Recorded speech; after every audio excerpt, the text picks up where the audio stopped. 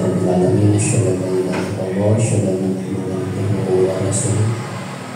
Puji dan syukur marilah kita panjatkan kepada Allah Subhanahu wa taala.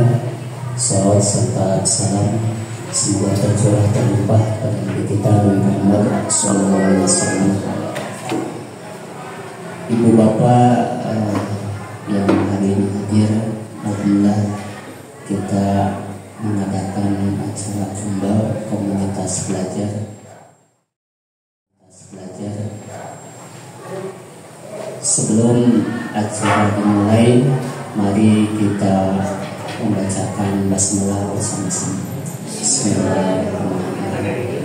Untuk acara selanjutnya, sambutan dari Bapak Kepala, waktu dan tempat kami persilakan.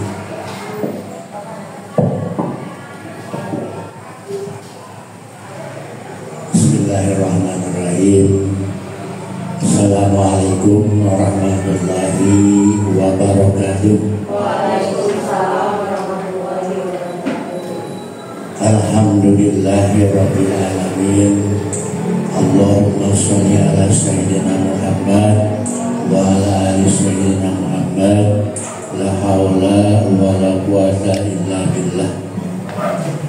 Puji syukur kita panjatkan kepada Allah Subhanahu wa taala bahwasanya alhamdulillah kita pada kesempatan ini dapat berkumpul dalam kegiatan kombel.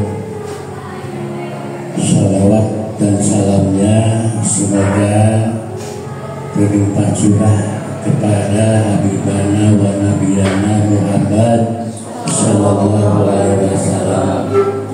Bapak Ibu guru yang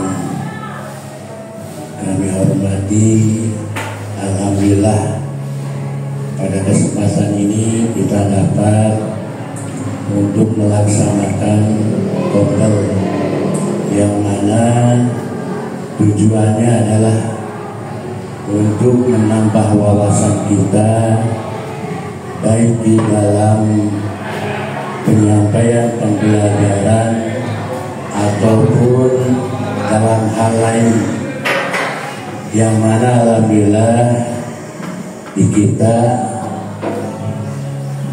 sebagaimana kita ketahui bahwa ada guru penggerak yang mana dia dalam pengetahuan ini mungkin akan lebih memahami untuk supaya kita bersama-sama memberikan arahan-arahan yang mungkin kita belum tahu, yang mana kita tahu bahwa pada tahun-tahun sekarang untuk supaya tenaga pendidik itu mempelajari PMN, kalau mungkin kita buka materi-materi yang ada di dalamnya itu sangat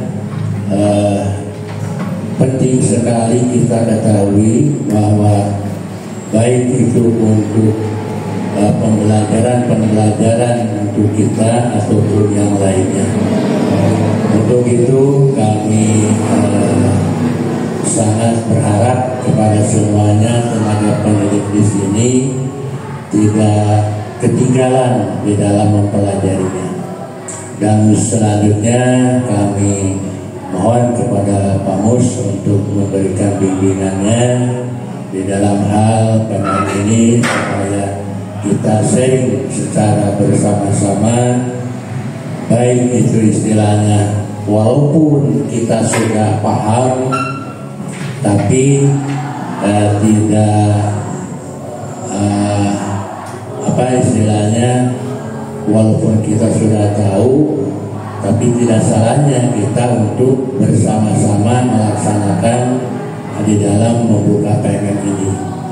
Mungkin itu saja sebagai pembuka dari Bapak. Selamat untuk melaksanakan kelompok belajar ini. Semoga kita tetap dalam keadaan lancar.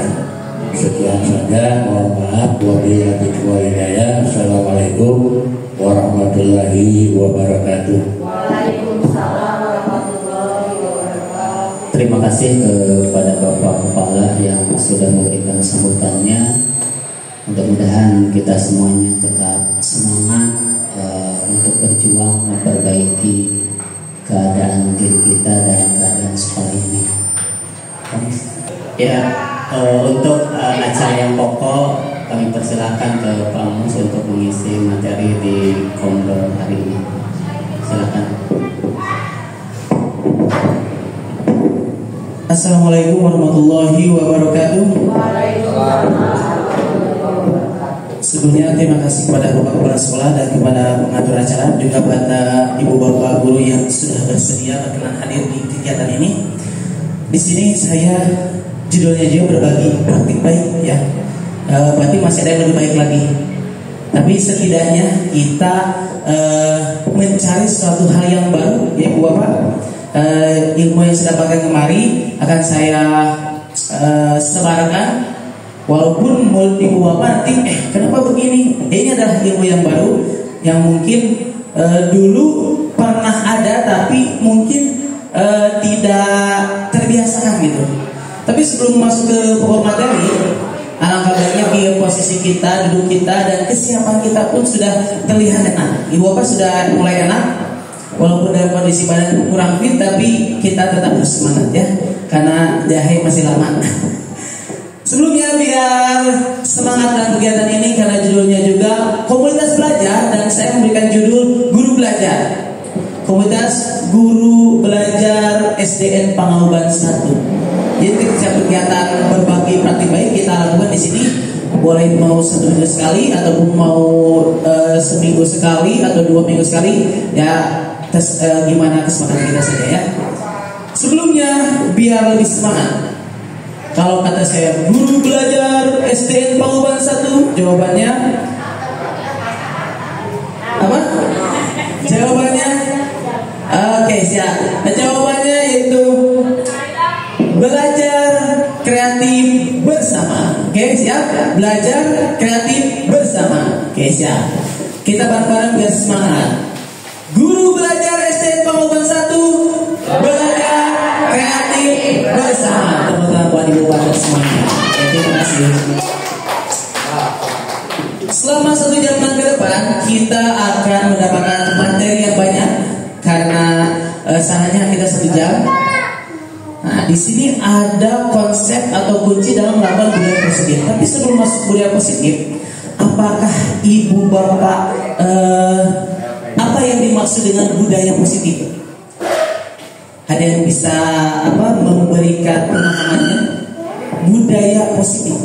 Kenapa sih harus budaya positif? Bukan yang lain-lain gitu. Ataupun disiplin ataupun apa gitu. Ibu Bapak ada yang mau menyampaikan argumennya? Oke, terima kasih Ibu. Pembiasaan. Betul. Karena kalau tidak dibudayakan ataupun tidak dibiasakan, kita tidak akan melakukannya. Betul tidak?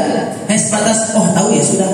Tapi kalau budaya atau dibudayakan, apalagi positif, pasti ini akan terus mengakar turun-temurun. Makanya disebutnya budaya positif. Nah, dalam melakukan budaya positif ada 8 pemahaman atau metode ya dalam melakukan budaya positif. Yang pertama ada disiplin positif, perubahan paradigma belajar, motivasi perilaku manusia, positif kontrol restitusi, kebutuhan dasar, segitiga restitusi, dan keyakinan kelas. Nah, pertama ada yang namanya disiplin positif.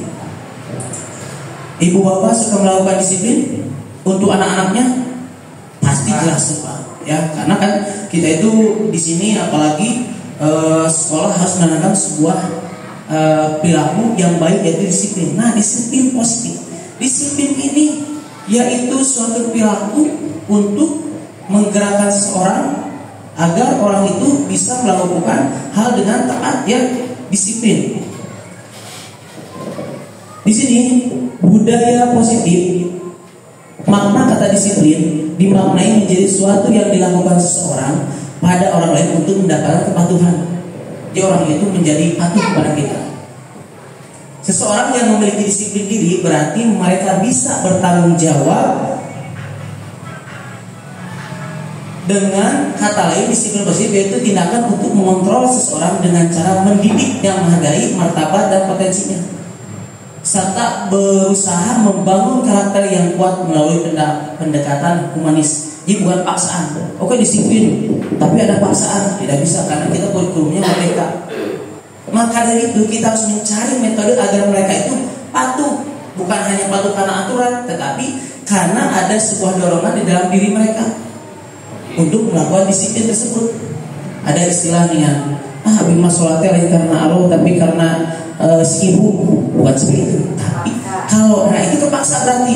Nah, harus ada sesuatu hal yang membuat dia terdorong, bukan atas dasar paksaan orang lain. Nah, makanya dilakukannya disiplin positif.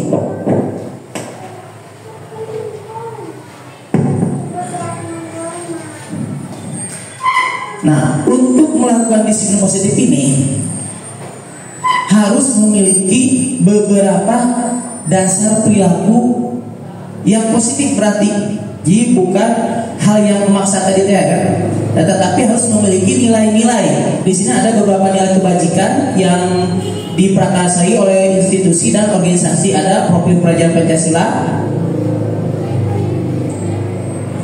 Yang pertama ada profil pelajaran Pancasila, ada IBD Primary Program, ada juga 9 pilar karakter, petunjuk seumur hidup dan keterampilan, ada juga proyek nilai kebajikan, The Seven Essential Virtues.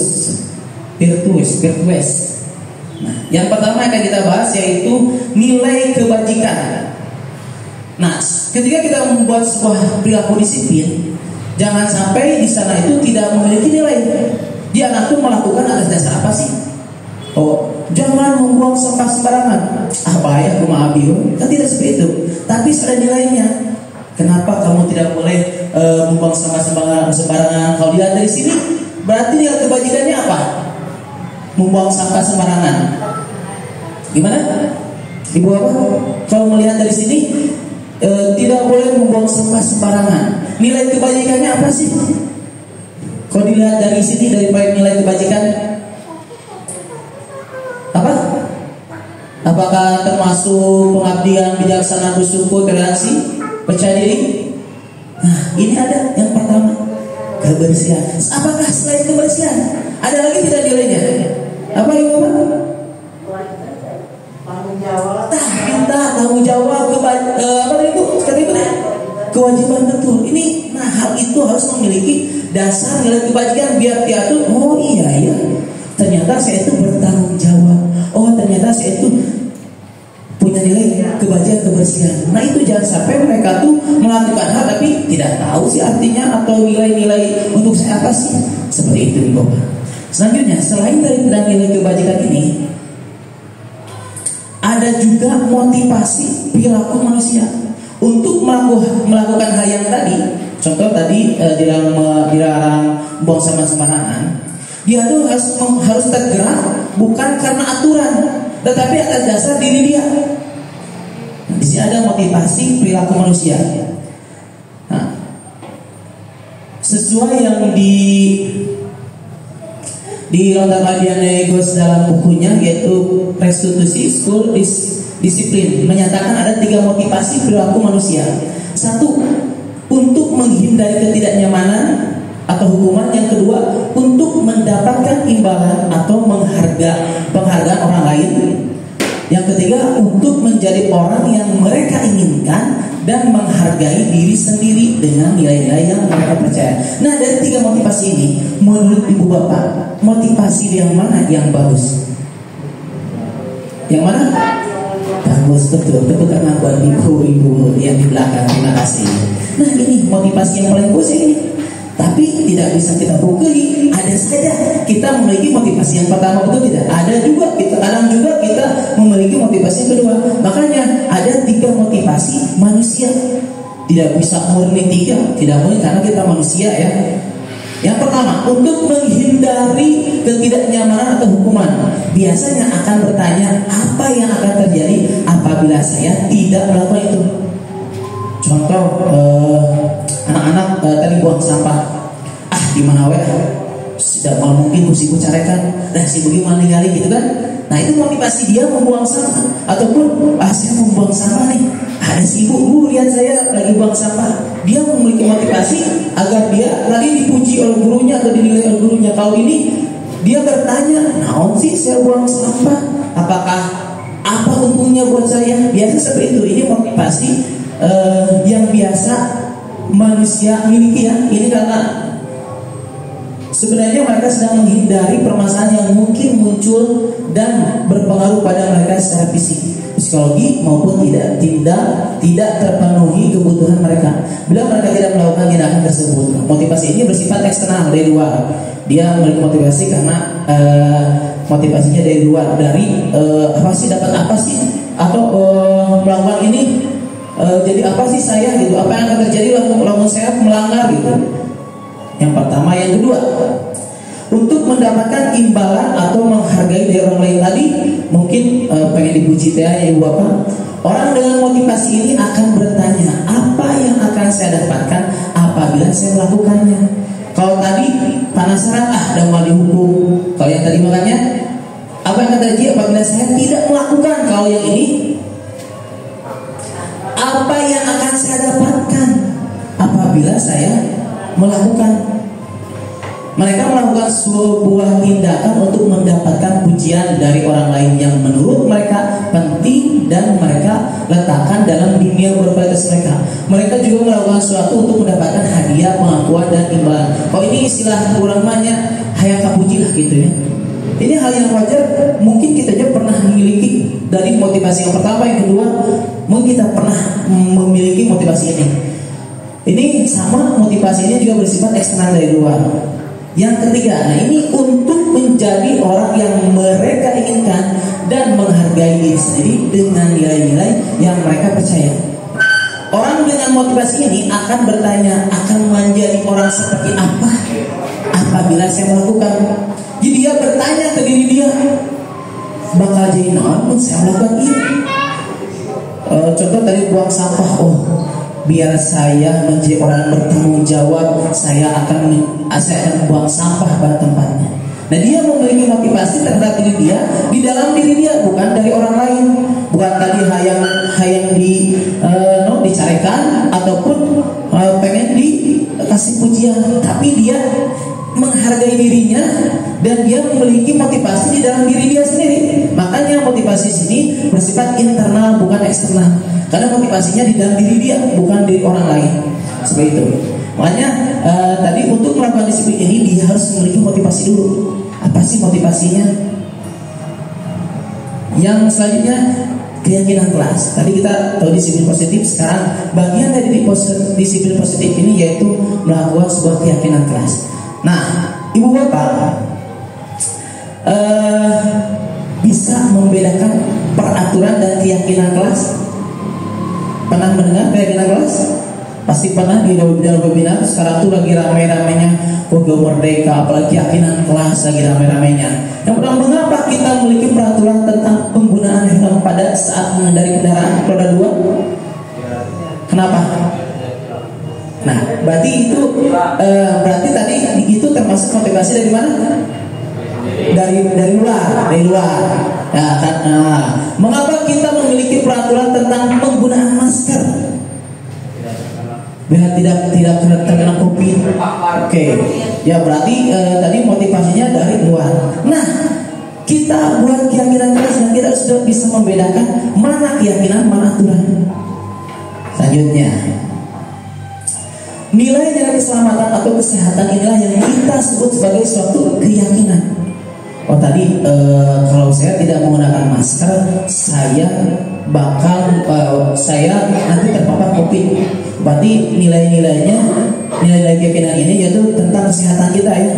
Suatu keyakinan, kebajikan universal yang disepakati secara tersirat tanpa ibu bapak menyetujui hal itu. Jujur hasil COVID, karena tidak ada aturan tertulis di Indonesia gitunya. Tapi ini karena kita yakin dan lihat dari video-video kalau tidak menggunakan masker nanti bakal terkena penyakit. Maka dari itu kita meyakini kalau tidak menggunakan masker nanti terpapar COVID seperti itu. Nilai dan kebajikan akan lebih memotivasi seseorang, akan lebih tergerak dan bersemangat untuk menjalankan keyakinannya. Nah tadi kembali ke keyakinan tadi, beberapa banyak kan keyakinan nilai-nilai kebajikan. Kalau ini nilai kebajikannya kalau harus menggunakan masker, berarti nilai kebajikannya itu termasuk tanggung jawab kita ya terhadap aturan. Murid-murid pun demikian, mereka perlu mendengarkan dan memahami arti sesungguhnya tentang peraturan yang diberikan. Apa nilai kebajikan di balik peraturan tersebut? Yang sampai mereka melaksanakan tapi apa sih manfaat buat dia itu? Nah, ada satu kesepakatan kelas di sini. Nah, kesepakatan kelas yang pertama, siswa datang tepat waktu. Nah, ini termasuk ada nilai kebajikannya, yaitu tanggung jawab. Dan dan kesepakatan kelas ini berbeda dengan aturan di bawah. Kalau aturan itu memaksa, betul tidak? Kalau kesepakatan kelas ini adalah sebuah keyakinan yang kita sepakati bersama. Bukan misalkan barulah aturan anak aina kade tong nanggisnal. Ibu sendiri yang menceritakan itu, bukan keyakinan kelas. Dan itu tidak sepakati oleh anak-anak, karena yang berbicara bukan anak-anak tapi ibu. Nanti sama anak-anak itu aturan si ibu yang api gitu. Nanti seperti itu ditakutkannya tuh. Maka dari itu keyakinan kelas ini atau kesepakatan kelas ini harus muncul dari anak-anak sendiri, dan kata-katanya pun bukan kata-kata yang negatif kayak tadi, tidak dilarang. Itu bukan keyakinan tapi itu kayak aturan paksaan gitu. Makanya siswa datang tepat waktu, tidak disebut siswa dilarang datang tepat waktu, tidak seperti itu. Dengan kata-kata yang memiliki nilai kebajikan dan tanggung jawab, siswa datang tepat waktu segitu. Nanti kalau di dalam hati mereka, oh biar saya terbiasa menjadi orang yang bertanggung jawab, maka saya datang ke sekolah harus tepat waktu. Nah itu nilai kebajikannya, tanggung jawab. Selanjutnya ada contoh kedua, kebersihan. Menjaga kebersihan kelas, berarti dia melakukan hal itu karena memiliki nilai kebajikan, nilai yang baik untuk dia dan akan mengakar selama-lamanya di diri mereka. Tulisannya pun berbeda, bukan dilarang membuang sampah sembarangan, bukan, tapi menjaga kebersihan kelas. Enak, bukan kata-kata yang negatif. Kebersihan, tanggung jawab, menghormati. Nah, ini dari kebajikannya, dan ini kesepakatan kelasnya, menghargai orang yang sedang berbicara. Jadi di sini tulisannya bukan dilarang mengobrol saat belajar, tidak, tetapi agar memiliki nilai yang tidak menekan dan mereka pun menyetujui di dalam hati mereka menghargai orang yang sedang berbicara. Oh, nilai kebajikannya apa? Menghormati. Oh, jadi saya nanti kalau melakukan hal ini, saya memiliki nilai yang baik, yaitu menghormati orang lain. Seperti itu. Dan selanjutnya tanggung jawab juga, menghormati, meminta izin jika ingin keluar kelas, kerapihan, memakai seragam yang rapi. Sekali lagi, kesepakatan kelas ini bukan kita sendiri, guru sendiri yang membuatnya, tetapi bersama-sama dengan murid. Kita hanya sedikit memperbaiki kata-katanya. Pasti murid kalau tanya, ayo buat kesepakatan kelas, buat aturan di kelas kita, misalkan jawabannya, ibu jangan makan di kelas, pasti itu. Nah nanti kita tinggal buat kata-kata positifnya. Ya seperti itu Ibu Bapak, bisa dipahami yang ini kesepakatan kelas. Ya. Selanjutnya ada kebutuhan dasar manusia. Nah, kebutuhan dasar manusia ini ada beberapa. Ya, yang pertama ada kebutuhan bertahan hidup, survival, mengenai makan. Yang kedua ada kasih sayang dan rasa diterima. Yang ketiga penguasaan. Yang keempat kebebasan. Yang kelima kesenangan. Yang pertama kebutuhan bertahan hidup. Nah, kebutuhan yang bersifat fisiologis untuk bertahan hidup, misalnya kesehatan. Ini kita itu memiliki kebutuhan akan kesehatan kita. Kebutuhan rumah kita butuhkan, ini termasuk kebutuhan bertahan hidup. Makanan juga sama, ini termasuk kebutuhan bertahan hidup. Kebutuhan biologisnya juga sebagai dari proses reproduksi, termasuk kebutuhan untuk tetap bertahan hidup dan mempertahankan kelangsungan hidup. Selanjutnya ada kasih sayang dan rasa diterima. Nanti setelah ini akan ada contoh siswa yang bermasalah. Nah, kebutuhan apa yang mereka butuhkan? Simak dulu kebutuhan yang kedua. Kebutuhan untuk disayangi dan diterima meliputi kebutuhan akan hubungan dan koneksi sosial, kebutuhan untuk memberi dan menerima kasih sayang, dan kebutuhan untuk merasa menjadi bagian dari suatu kelompok. Anak yang memiliki kebutuhan dasar kasih sayang dan rasa diterima yang tinggi biasanya ingin disukai dan diterima oleh lingkungannya. Caper lah ini ibu. Mereka juga akrab dengan orang tuanya. Biasanya mereka belajar karena suka pada gurunya. Bagi mereka teman sebaya sangatlah penting. Mereka juga biasanya suka bekerja dalam kelompok. Kebutuhan yang ketiga, penguasaan. Mungkin di kelas kita pasti ada siswa yang beragam seperti ini. Bapak pernah memiliki siswa tadi kebutuhan dasarnya itu bertahan hidup. Yang kedua tadi kasih sayang. Yang ketiga penguasaan. Dia tuh seperti orang yang paling jago biasanya nih. Ya, pemimpin. Kebutuhan ini meliputi keinginan untuk dianggap berharga, bisa membuat perbedaan, bisa membuat pencapaian, kompeten, diakui, dihormati. Ini meliputi self-esteem dan keinginan untuk meninggalkan pengaruh. Anak-anak yang memiliki kebutuhan dasar akan penguasaan yang tinggi biasanya selalu ingin menjadi pemimpin. Ya. Selanjutnya kebutuhan kebebasan. Dia ingin bebas, tidak mau diatur. Nah, kebutuhan untuk bebas adalah kebutuhan akan kemandirian, otonomi, memiliki pilihan dan mampu mengendalikan arah hidup seseorang. Jadi dia tuh kayaknya kayak egois-egois itu ya ibu bapak. Anak-anak dengan kebutuhan kebebasan yang tinggi menginginkan pilihan. Mereka perlu banyak bergerak, suka mencoba-coba, tidak terlalu terpengaruh orang lain, dan senang mencoba hal baru dan menarik.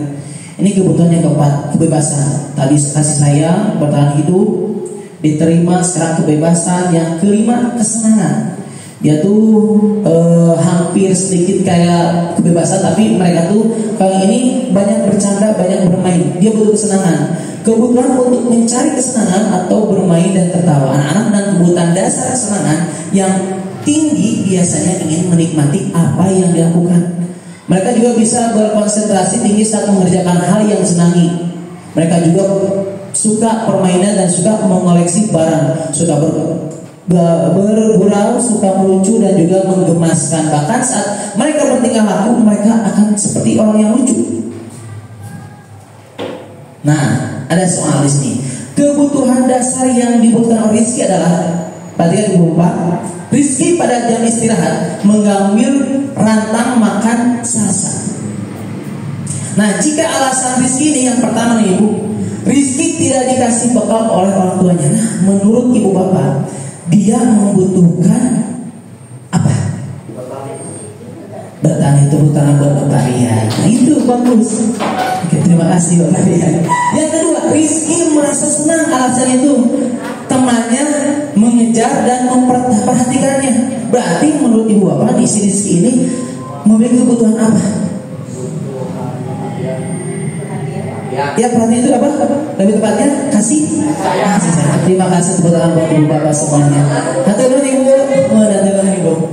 Yang ketiga, Rizky merasa hebat karena temannya takut sama dia. Berarti otoriter.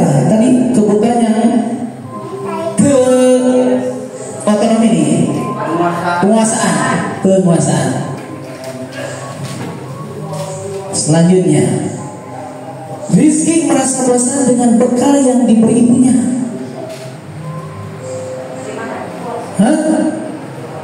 Yang nomor, kebebasan.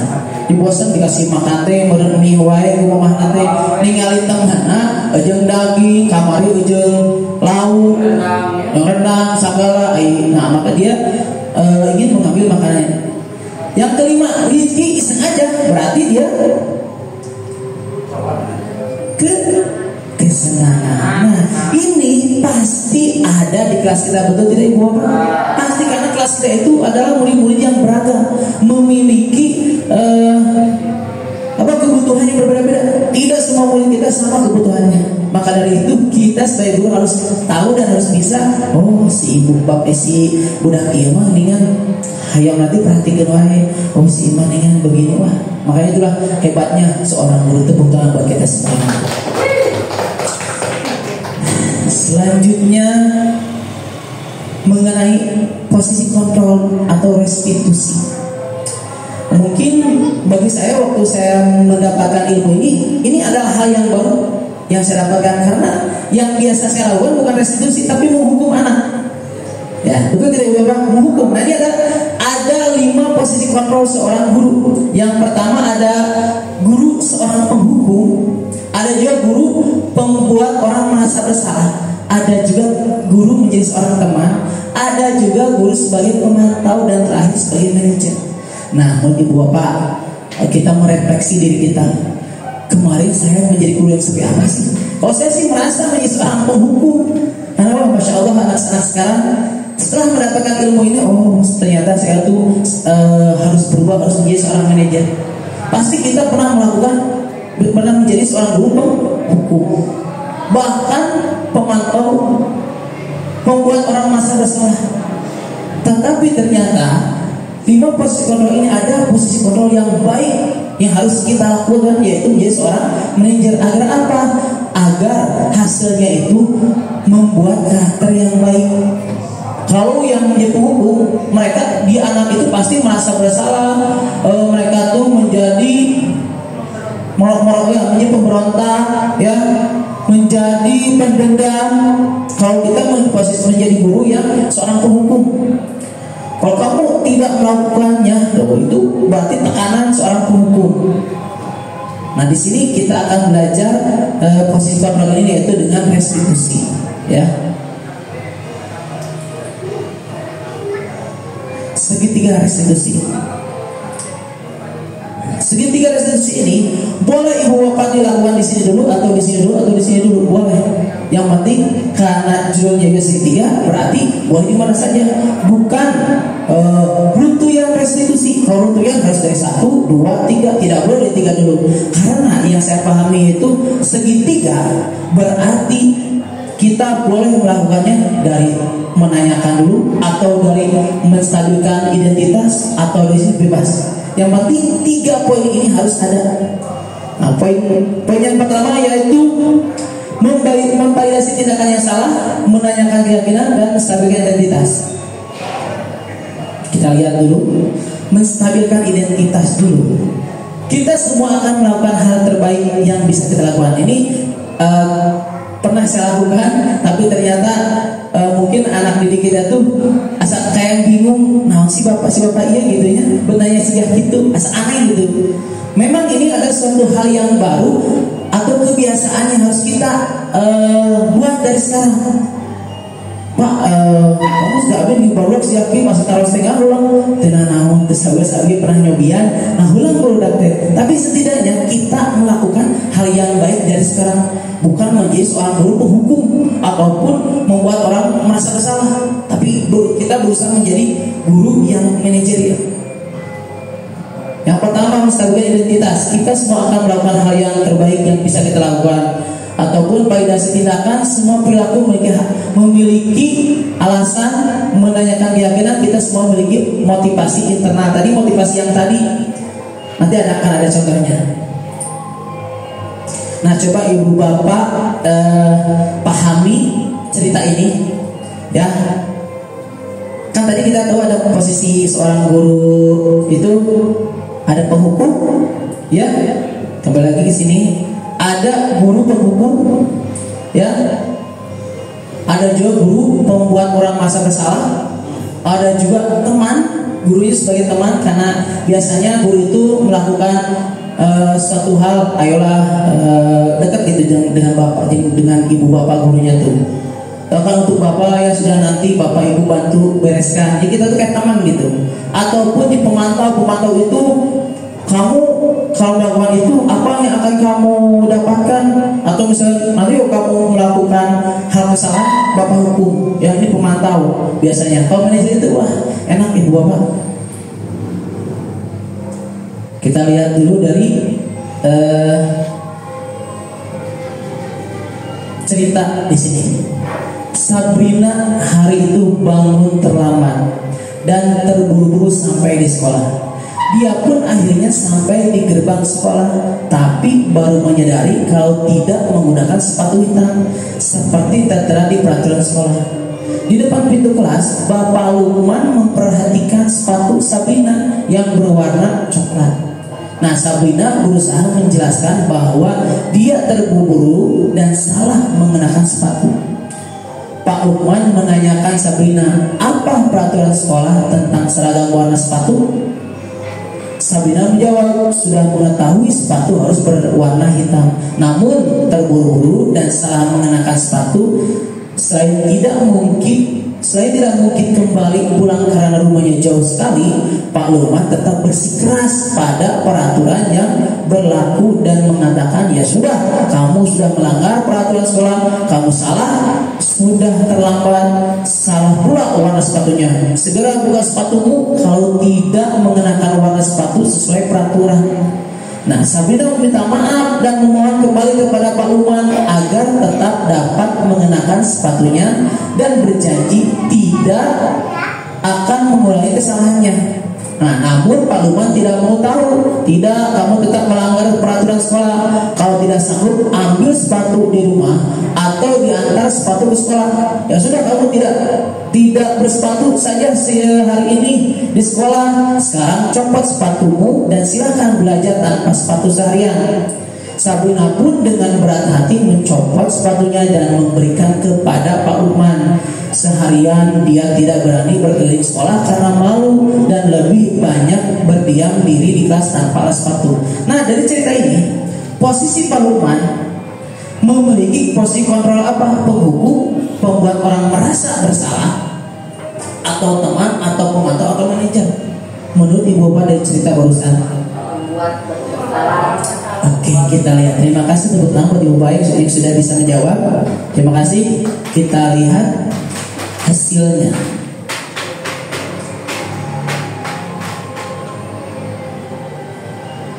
Pak Lukman bersikeras posisi sebagai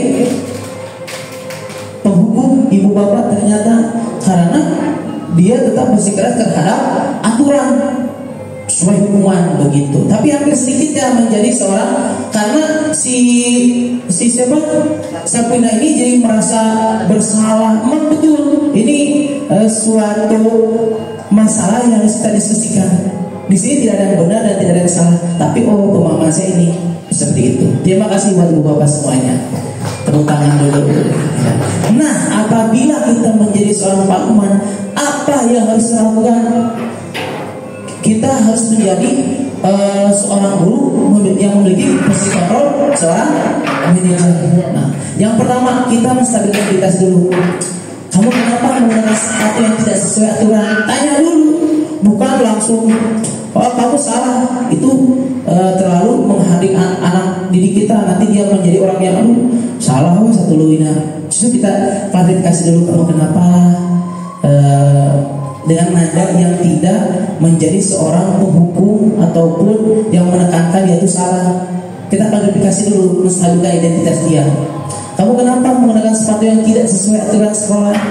Nah, kesalahan kita redamkan. Kesalahan merupakan suatu hal yang wajar.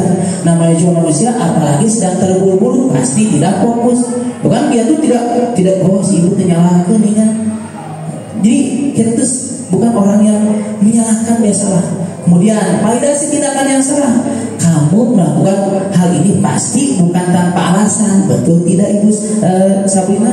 Itu. Jadi kita tuh berpihak sekali pada dia tuh. Nah, kemudian menanyakan kira-kira kelas. Nah, sesuai apa yang telah disepakati di sekolah, tindakan apa yang harus kamu lakukan Sabrina? Jadi bukan kita, udah kamu nggak pakai sepatu dulu, bukan. Tapi tanya lagi. Nah, kalau menurut aturan sekolah, kalau kamu tidak menggunakan sepatu hitam, kamu harus bagaimana? Nah, biarkan Sabrina menjawab, bukan hukuman, apa yang akan dilakukan. Apakah yaudah Pak, saya mau pulang lagi, atau misalkan Pak yaudah saya nanti telepon tolong ibu saya untuk membawakan sepatu, itu biarkan jawab apa itu? Ya, dia berusaha sendiri, bukan kita memberikan arahan. Inilah enaknya menjadi seorang guru yang memiliki posisi seorang manajer. Bisa dipahami Bapak? Enak kan? Ini sesuatu saya mendapatkan ilmu ini. Oh ternyata saya tuh sangat jauh sekali. Ya mudah-mudahan dengan berbagai praktik baik ini ibu bapak bisa melaksanakannya di kelas. Walaupun ini tidak mungkin goal ibu bapak dari A sampai C. Saya pun kemarin ibu bapak yang ada yang pasti nanya, berantem deh pasti tanya, memang ini suatu hal yang baru dan kita pun dan siswa pun belum tentu bisa menjawab pertanyaan yang kita dapatkan, apalagi ketika memvalidasi dan menanyakan keyakinan. Menurut kamu kalau kamu sudah berantem harus apa? Ngahulang saya salah manggil hoream benar tuh ibu bapak. Berbaikan lagi alim baru dapet dan dapet tuh. Tapi kita harus berusaha, hal ini harus kita lakukan. Apapun di tangannya kita coba agar kedepannya kita selalu melakukan hal ini. Dan justru ketika siswa bisa menjawab, ternyata kita tahu siswa ini ternyata pikirannya, wawasannya luas. Terus udah berantem ditanya, terus kamu sekarang mau ngapain? Ya Pak, saya mau maaf. Nah ini ternyata siswa tersebut pintar, dia memiliki kecerdasan yang berbeda dengan temannya. Dari ngahulu, nah orang tanya dia seperti itu. Tapi kebanyakan yang sudah saya lakukan ketika ditanya menanyakan keyakinan kelas, pasti mereka ngahulu. Mungkin juga karena kita tidak memberikan sebuah keyakinan atau kesepakatan yang ada di SD ini. Maka dari itu kita harus membuat kesepakatan sekolah lah gitu. Siswa tidak boleh apa atau kesepakatan kelas di kelas masing-masing. Kita harus buat itu dulu biar mereka bisa menjawab. Menurut kamu apa keyakinan kelas kamu? Kalau kamu sudah berantem harus apa? Oh pasti karena pernah disepakati di kelas, pasti dia bisa menjawab. Ya Pak, waktu sama Ibu Haji kita tuh tidak boleh berantem dengan teman, harus saling menghargai. Nah pasti dia bisa menjawab. Mungkin karena kemarin saya lakukan, karena mereka tidak tahu aturannya harus apa dan keyakinan apa yang harus dia dapatkan, harus dia punya. Seperti itu Ibu Bapak. Terima kasih Ibu Bapak. Selanjutnya, nah ini ada sebuah percakapan. Ada yang mau ke depan untuk mempraktekkan percakapan ini? Paling ayo sok, ayo, Parian, kapayun kalian. So, sana pada guru, sana pada jadi Pino. Ini gurunya siapa? Gurunya siapa? Silakan ya.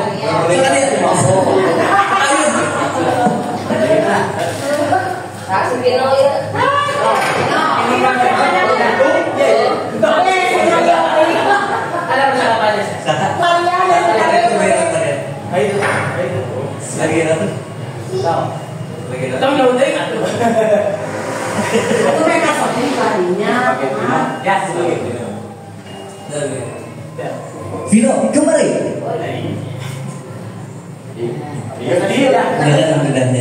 Vino, kata teman kamu tidak piket tadi pagi.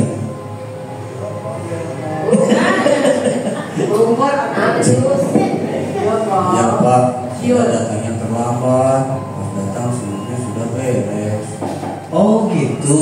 Bapak di sini tidak akan menyalahkan kamu. Berarti kendaraan aja.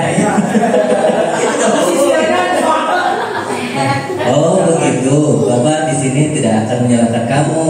Setiap orang pasti pernah melakukan kesalahan. Untuk kedepannya, maukah Vino memperbaiki kesalahanmu? Ya Pak. Ingat keyakinan kelas kita Vino. Ya Pak, saya telah mengabaikan tanggung jawab saya. Saya akan meminta maaf kepada teman-teman. Kalau tiket saya akan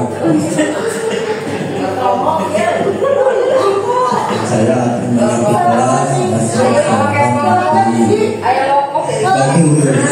Kalau kamu meyakini hal itu, sekarang silahkan Vino lakukan apa yang akan kamu yakini tadi.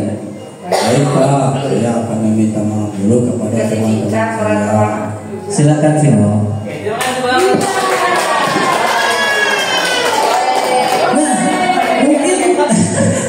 Ibu Bapak yang seperti Bapak yang sedang ke depan.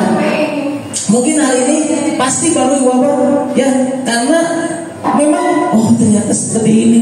Tapi kalau memang kesepakatan kelas sudah ada, kayak tadi Pino sudah tahu kesepakatan kelas itu kita harus menjadi orang yang bertanggung jawab. Pasti dia bisa menjawabnya.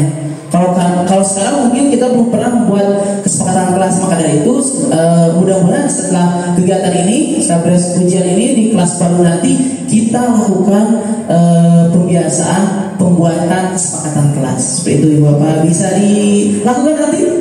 Oke, terima kasih untuk Bapak Rian dan lainnya. Terima kasih. Ternyata sudah beres materi ini.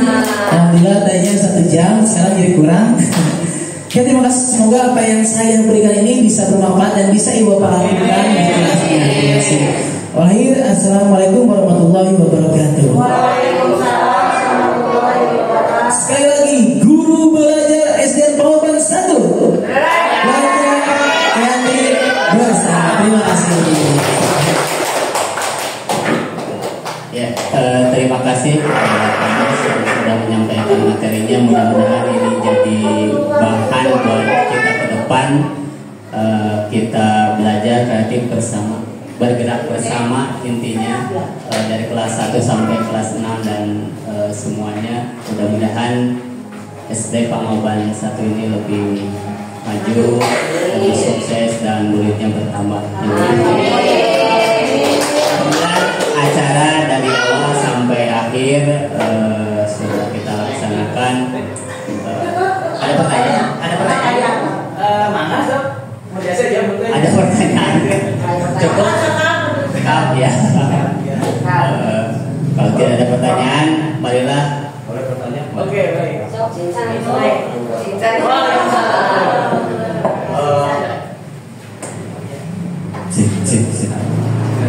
Terima kasih atas kesempatannya. Sebenarnya kalau misalkan hanya di dalam kelas seperti ini, dalam forum seperti ini, mungkin kita paham. Tapi ketika di lapangan, kadang kita lupa dan terkadang saya ingat nanti itu kumaha. Ketika mendapatkan seperti tadi posisi kita seperti manajerial, bagaimana alangkah banyak itu sebagai masukan itu kamus. Apakah boleh meminta bantuan langsung misalkan atau memberikan contoh langsung praktik di kelas, contoh seperti kelas saya, untuk mencapai suatu guru yang manajerial itu bagaimana? Kalau seperti ini kan ada contoh seperti itu, itu seperti itu mah yang bisa lah. Kadang ternyata yang kita lakukan itu ternyata kita sudah menjadi guru yang manajerial. Tetapi untuk perubahan ke depannya, saya minta sebagai penggerak kamus memprogram sendiri, jangan ke kelas masing-masing. Karena saya sebagai guru yang kalau disebutkan kayak berubah mah atau perubahan yang berubah terlalu besar, asalkan lagi. Jadi yang disebutkan guru yang baik, jangan kata dulu manajerial yang baik seperti apa gitu. Karena kita hanya menilai atau melihat contoh-contoh yang dulu seperti itu. Ternyata betapa banyak perubahannya sebagai guru yang sekarang dan seperti itu. Di haturan lagi lah mencek kelas mas nama di kelas Abi, di kelas di dari lengkap. Waktu sekarang terbatas makanya nanti kita di waktu lama. Misalkan saya oke siap. Betul seperti itu gitu praktek. Nah seperti itulah. Terima kasih.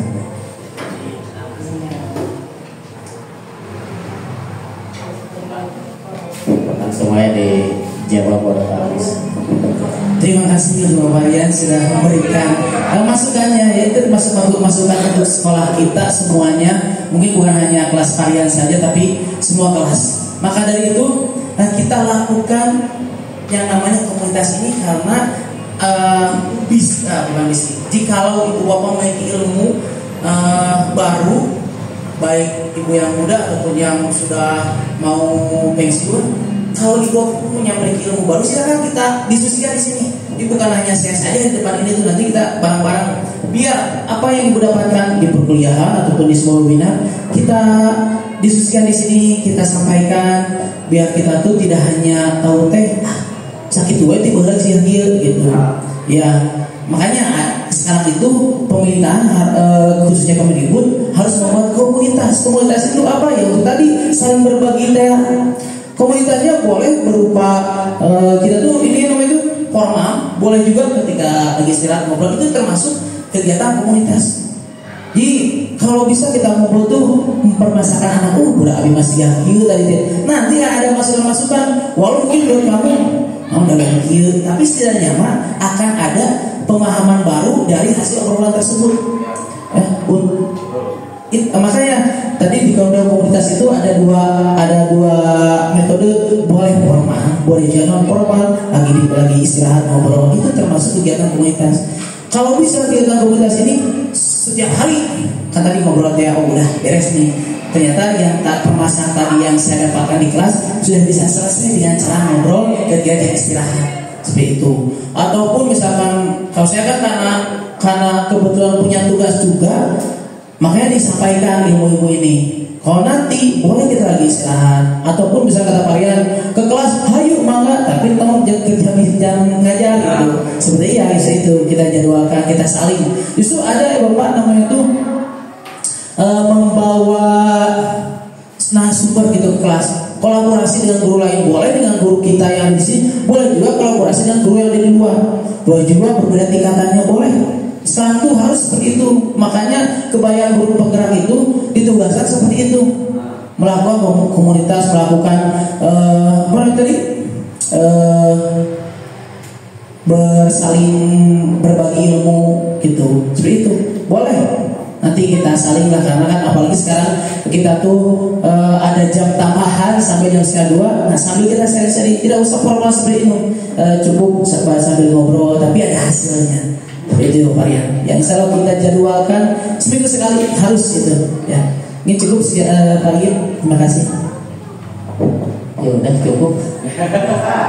Ya, mudah-mudahan intinya sih kita dapat ilmu baru. Walaupun ilmu yang tadi disampaikan belum tentu sampai ke anak, tetapi kita terus berusaha karena satu anak pasti beda karakter.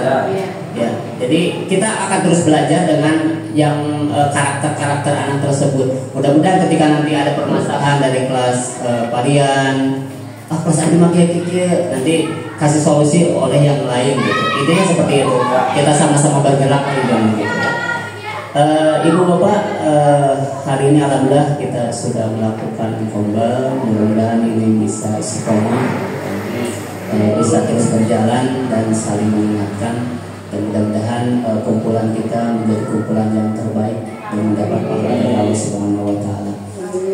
Mari sebelum kita bubar, kita berdoa dulu, membacakan hamdalah, tasbih dan doa. A'udzubillahi minasyaitonirrajim. Bismillahirrahmanirrahim. Alhamdulillahirabbil alamin. Subhanaka Allahumma rabbana wa bihamdika asyhadu an la ilaha illa anta astaghfiruka wa atubu ilaik. Rabbana atina fid dunya hasanah wa fil akhirati hasanah wa qina adzabannar. Assalamualaikum warahmatullahi wabarakatuh.